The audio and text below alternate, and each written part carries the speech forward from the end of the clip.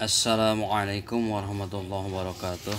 Sahabat Nadom Channel yang saya cintai, di video kali ini marilah kita meneruskan dengan pembacaan Iqra 6. Itu kemarin sempat terjeda, yaitu Iqra 6, dan sekarang teruskan. Kemarin membahas tentang nun mati dan tanwin menghadapi huruf ikhfa, yaitu yang 15. Ini tinggal membaca saja ya. Jadi ini sudah ada keterangan, di antaranya ini yaitu si atau sa, bisa su yaitu. Contohnya pembacaan ini min ayatin au nusiha. Ini bila mana kemarin kita ulang sedikit supaya lebih dimengerti. Apabila nun mati atau tanwin menghadapi huruf hijaiyah, yaitu yang 15, huruf ikhfa ta sa jim da da zai sin shin sha so do to do fa qaf kaf, ini maka membacanya harus dengung nun mati dan tanwin. Contohnya di sini menghadapi si atau sa, au nun siha. Nun hukumnya yaitu ikhfa. Apa sebabnya? Ini kalau kita menghukumi segala sesuatu, kita harus mengetahui sebabnya. Ini nun mati disebut ikhfa karena nun mati menghadapi sa. Sa itu termasuk huruf hijaiyah yang termasuk ikhfa ya. Ini nun mati, dan kita tanwin qaulan sadida. Qaulan ini hukumnya ikhfa. Apa sebabnya? Yaitu tanwin patah menghadapi sa. Tanwin patah menghadapi sa.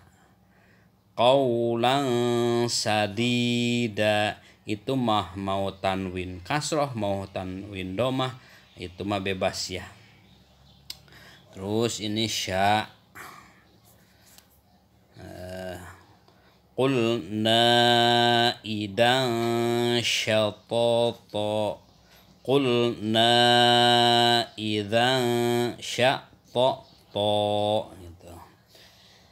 Dan apabila ada yang kurang mengerti, tiba-tiba pembahasan ini sahabat-sahabat kita atau balik nanti ya ke uploadan yang awal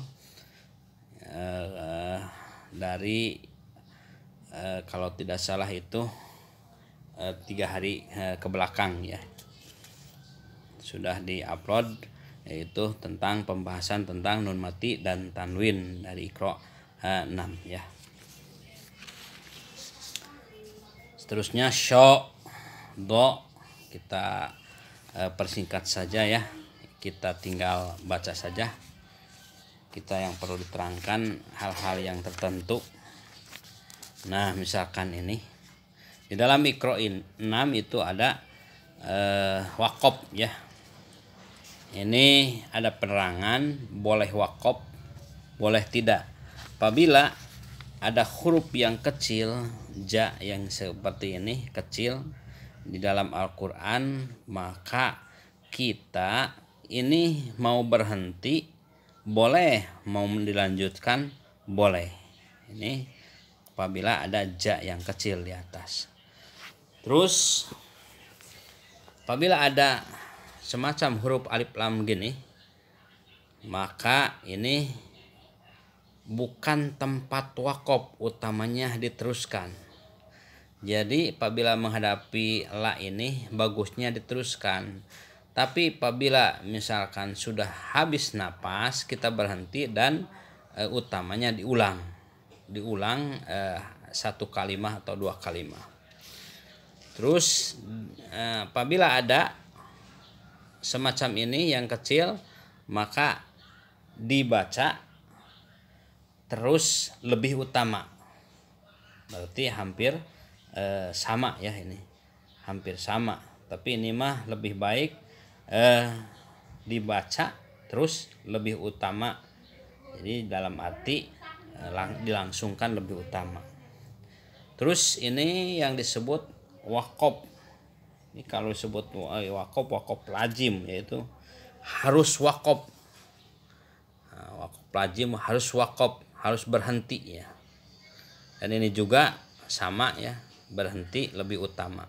Dan ini ada titik 3, yaitu boleh waqaf di salah satu ya, tanda ini.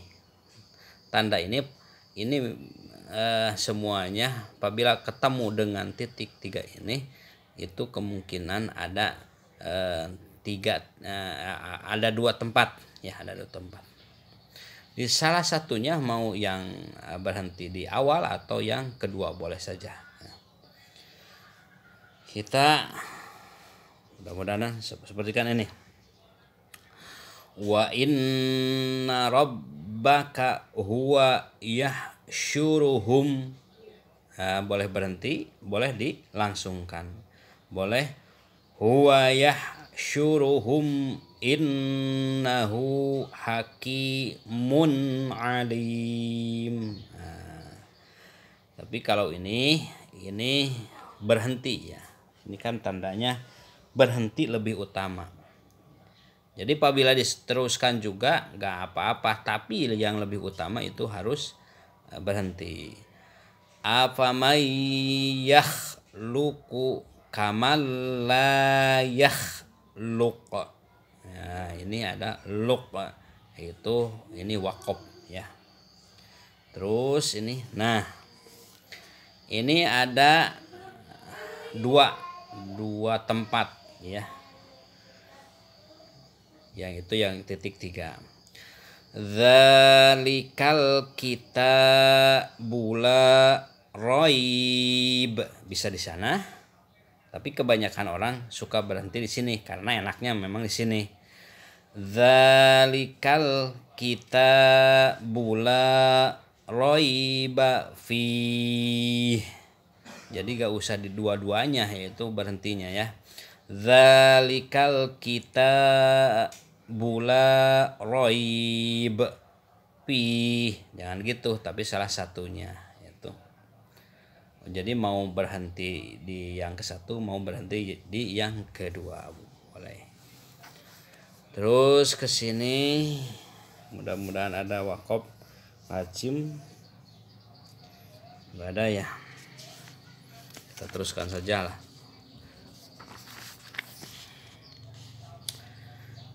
Nah, ada lagi ini penekanan bila waqaf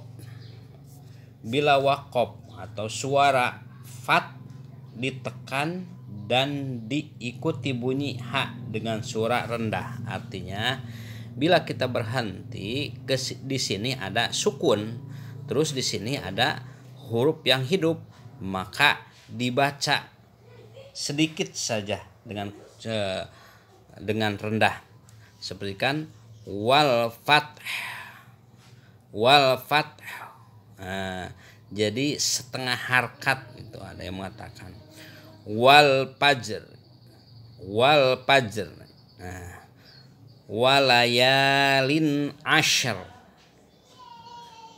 wasyab'i wal watr. Nah, itu.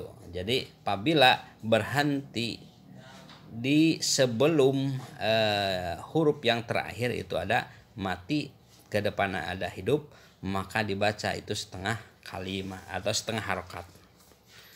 Terus ke sini ada penekanan lagi.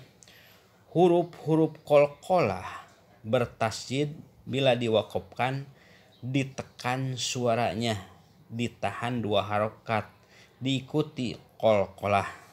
Nah, seperti kan ini. Ini apabila berhenti di ujungnya tasjid, maka suaranya ditekan dan diikuti 2 harokat.